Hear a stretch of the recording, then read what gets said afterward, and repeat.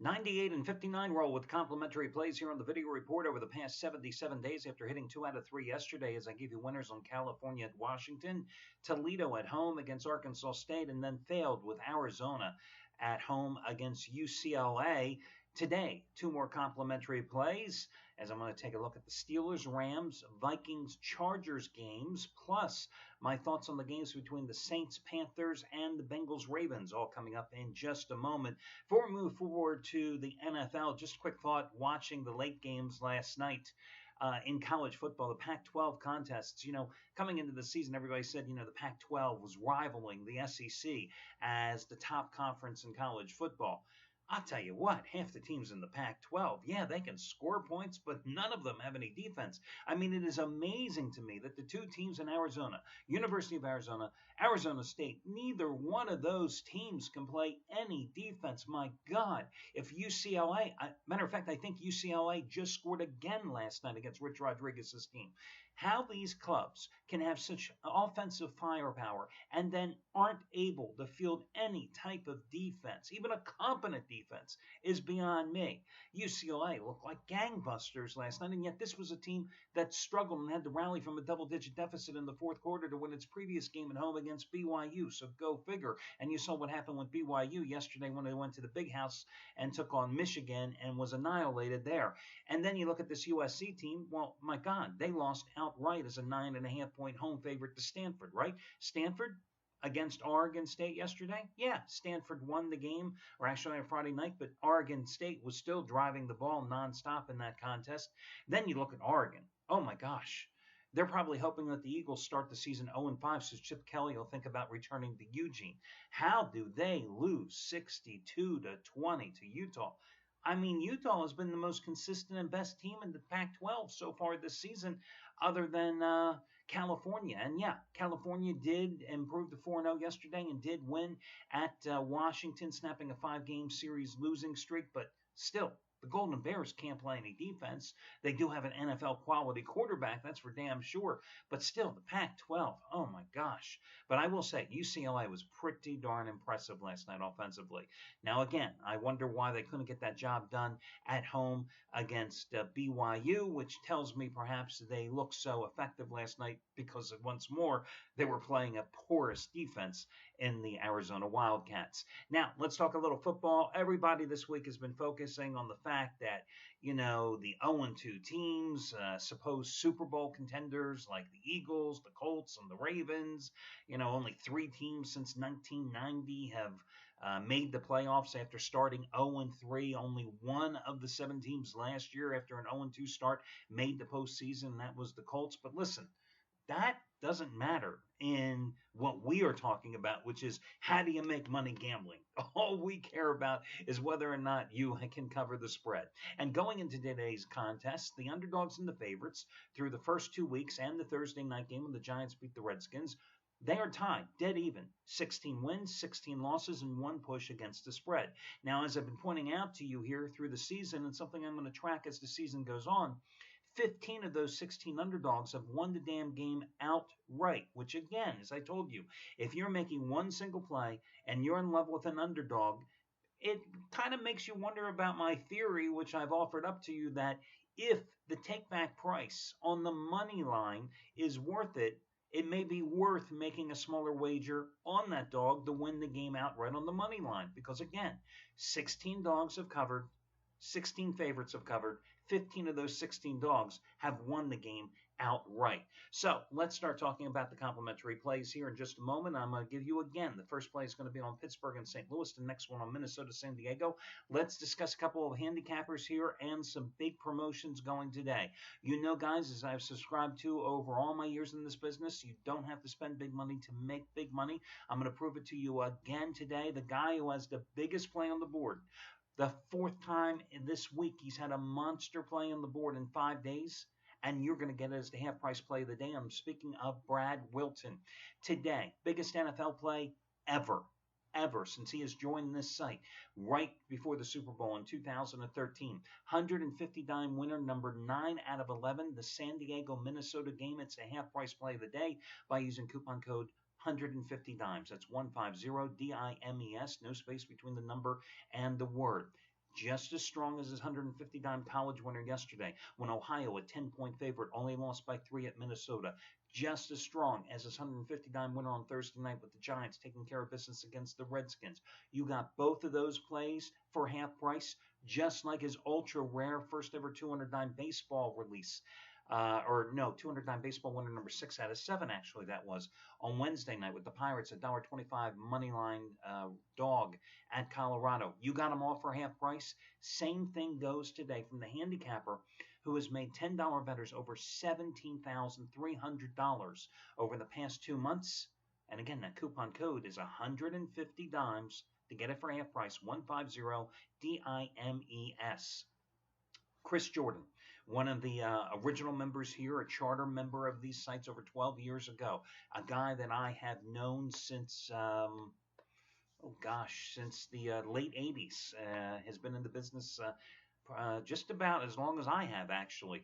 Chris Jordan, normally a top-rated selection is a 1,000-star play. Today, 2,000-star, double your wager, number 8 out of 11, by far the biggest play he's had in football, college or pro this season. It's his NFL mismatch of the year. He says this is the closest thing to a sure thing he's seen in college or pro football so far this season. You save $70 by getting coupon code CHRIS in your shopping cart, CHRIS. Nice, easy one for you. And finally, Steve Boonan's #1 NFL crew. 6 of the past 7 seasons. Today, opening NFL winner number 8 in a row. 7 years he's brought you their plays. 7 straight seasons they have won their first NFL regular season release. Today, they go for number 8 in a row. It's the Detroit-Denver Sunday night side. You save $65 in the process by using coupon code Baltimore. His #1 NFL crew, 6 of the past 7 years, out of Baltimore. The coupon code is Baltimore, BALTIMOR. Once again, Baltimore. Okay, let's talk about, and all the other promos, etc. are over on the homepage. Let's talk about the Steelers game against the Rams.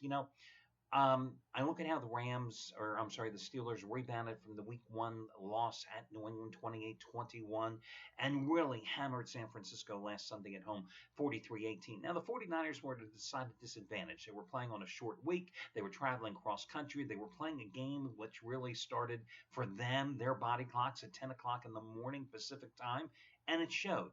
But you can't deny the fact that the Steelers were so damn effective offensively. 453 total yards in that game, and yet their time of possession was only 23 minutes.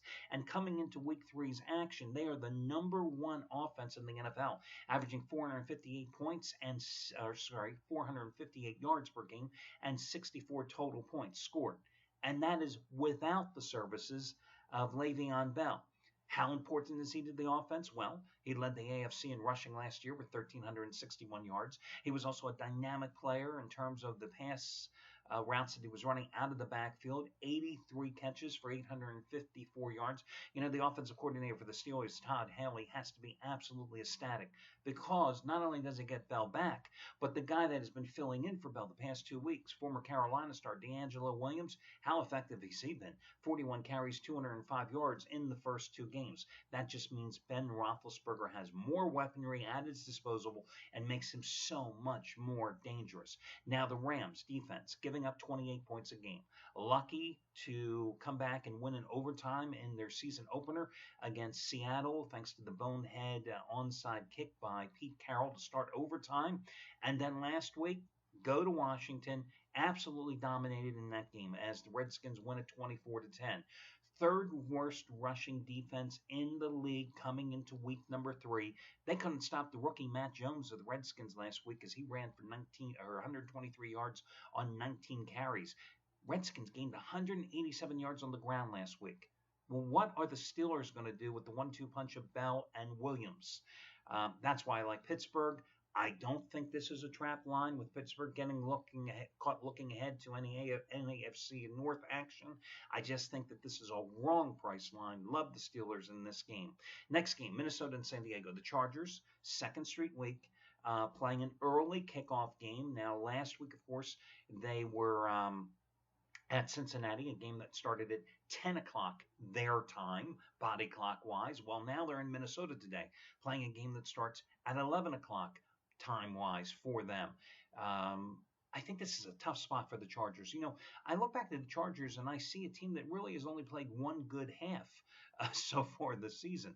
I mean, this is a team that fell down 21-3 at home to the Detroit Tigers, the Detroit Lions midway through the second quarter in their opener. Sure, they scored 30 straight points, and Phillip Rivers hit 21 straight passes at one point. But what are you doing falling down 21-3 to the Detroit Lions at home? A Detroit Lions team that then went on the road to Minnesota last week, fell down 14-0 and allowed the Vikings, who were playing on a short week, coming off the Monday night loss in San Francisco, to absolutely dominate that game as they won with ease. So, second straight week with the Chargers playing early in action. And I know Rivers has played well. I know that the ground game has certainly shown promise, but I just like the way Minnesota's playing. Listen, Adrian Peterson, I used the Vikings last Sunday as a complimentary play. And I said to you at the time here on the video that I thought that Adrian Peterson, they had to give him the ball, 25 to 35 times because they basically forgot about him in the season opener at San Francisco. And what did Peterson do? Well, 134 yards rushing on 29 carries, 192 total yards in the game. He's going to face a San Diego defense that couldn't stop Giovanni Bernard of Cincinnati last week. I mean, the Bengals ran wild against them, and that's why the Bengals were able to hold off and get the cover in that game. I think the Vikings are going to do enough. Give Peterson the ball again, 25 to 30 touches. I think that's going to take the pressure off of Teddy Bridgewater, and I'm not convinced San Diego's defense is any good. So I like Minnesota in this spot. Now, let's talk about Baltimore and Cincinnati. This has all the makings of a trap game, doesn't it? There are the Ravens, 2 straight road games on the West Coast. I can understand how the Ravens got stymied by the Denver defense in the season opener, but the head-scratching loss. You go to Oakland, an Oakland team that had its ass kicked in week number 1, and you give up 500 yards defensively and throw 33 points to the Raiders. Or I'm sorry, it was even worse. It was 448 yards and 37 points to the Raiders. Now, granted, Joe Flacco got the offense going. They had over 500 yards. They put 33 points on the board. But how do you lose to the Oakland Raiders on the road? So the Ravens come back home where under Harbaugh and Flacco's tenures, they've been outstanding in terms of winning games straight up at home. This is also the first time they've ever gotten off to an 0-2 start. They're one of those teams I talked about at the outset of the report. You got a Cincinnati team here that's off to a 2-0 start, a Cincinnati team that has absolutely dominated Baltimore over the past few years. They have won and covered 3 straight and 4 of the last 5 in the series. And Marvin Lewis's defense has made Joe Flacco look very pedestrian in the course of his career. Only 13 touchdown passes versus 18 interceptions in 14 career games against the Bengals. His completion rate in those games under 60% at 59.5, and he's only averaged 190 yards a game. Now, the flip side, I can say this to you. It's a big game for the Bengals. They could take a commanding 3-0 start in the division with the Steelers playing on the road this week and Baltimore off to an 0-2 start, but it's a big game. And they've got Andy Dalton at quarterback. And so despite the fact that Dalton has 5 touchdown passes and no interceptions and 483 yards in the first 2 games, you always got to worry because let me ask you this. When's the last time Andy Dalton ever won a big game? Enough said, right? Yeah, I know the Bengals are 24-1 against the spread as a dog of 3 or less. I know the Ravens have only covered 6 times in their last 18 division games, and that's what I mean. It's a trap game, perhaps. I think the Ravens should win this game, but you lose to the Raiders. You've got no defense. You have no pass rush with Terrell Suggs out. You've got a rebuilt secondary. Makes me wonder if they can. So I lean a little towards Baltimore, but my God, it's just a game I think it's one of those trap games I think you're better off watching than betting. Carolina and New Orleans. We all, of course, know that Drew Brees isn't going to play. Luke McCown's going to get the start. Brees sidelined by that bruised rotator cuff. As for the New Orleans Carolina Panthers, 24-17 win over Houston after a 20-9 win over Jacksonville. What can you tell me about the Panthers defense? Nothing really. I mean, you're not going to face Brees. You're going to face McCown after facing Blake Bortles and Ryan Mallett, so you certainly haven't been tested. What can you say about the Carolina Panthers offense other than the fact that it's Cam Newton throwing, it's Cam Newton running? They really haven't established a ground game. Newton's receiving core leaves a lot to be desired right now because of injuries and ineffectiveness. Now, the last time these two met, December 7th in the Superdome last year, Newton was 21 for 33, 226 yards, 3 touchdowns, ran for another. Jonathan Stewart ran for 100 yards plus for the first time in 4 years in that game. The Saints' biggest problem, lack of defense. I mean, everybody said in the preseason, oh, the defense, well, they'll come around when the regular season starts. The Saints went 0-4 in the regular season. They gave a preseason, they gave up 121 points. Well, here they are, 0-2 and losses with on the ledger to Tampa Bay at home and Arizona on the road, and the defense has given up 57 points. Again, I don't know who Rob Ryan, the defensive coordinator, has pictures of, but I still don't understand how that guy has a job in the NFL. Blows my mind. Saints 2-9 against the spread in their last 11 in NFC Southeast play. Carolina 8-3. ATS role in division play at home. A couple other interesting ATS trends here. Saints 5-14-1 against the spread in their last 20 regular season road games. 4-9-1 against the spread, and their last 14 times out as an underdog dating back to 2011. But you look at this big number and you go 9.5, 9 points. I mean, my God, I understand why it's so high because Breeze is out, but it's not like Carolina is played championship teams and is just putting everybody away. Lean a little toward Carolina. At 6.5, I'd go for him. At 7, I'd go for him. At 9, 9.5, little trepidation on my part. So again, lean a little toward Baltimore, lean a little toward Carolina, but the two free plays, love Pittsburgh and like Minnesota as well. That'll do it, guys. Best of luck to y'all, and I'll catch you again tomorrow when we do this one more time.